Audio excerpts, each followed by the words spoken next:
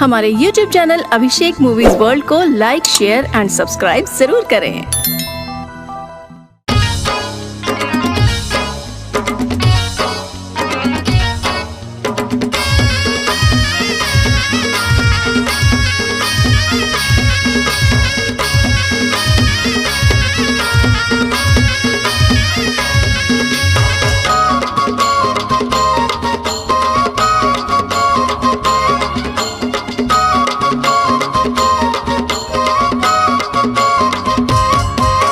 हरे करेला जानी हरे करेला तोर बर लगे हवा लुरमी मामेला।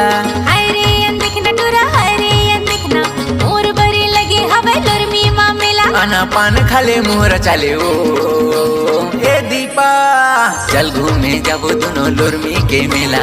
घूम ले बेरानी मोरे संगे मत हाँ चल घूमे जाबो दोनों लुरमी के मेला। घूम ले हूँ राजा तोरे संगे मामा हाँ।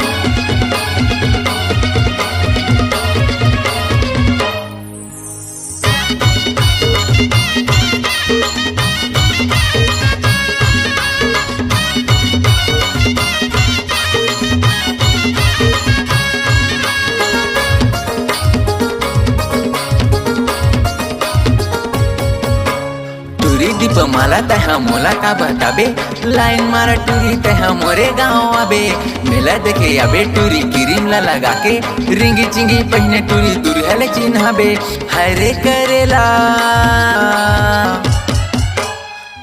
करेला चानी हरे करेला तोर बर लगे हवा लुरमी मामेला। हरे देखना टूरा हरे देखना मोर बरे लगे हवा लुरमी मामेला। आना पान खाले मोहरा चाले वो ए दीपा चल घूमे जाबो दोनों लुरमी के मेला। घूम ले बेरानी मोरे संगे मत हाँ नहीं जावा टूरा तोरे संगे मामा हाँ। घूम डरे हाँ मैं तोर लुरमी के मेला।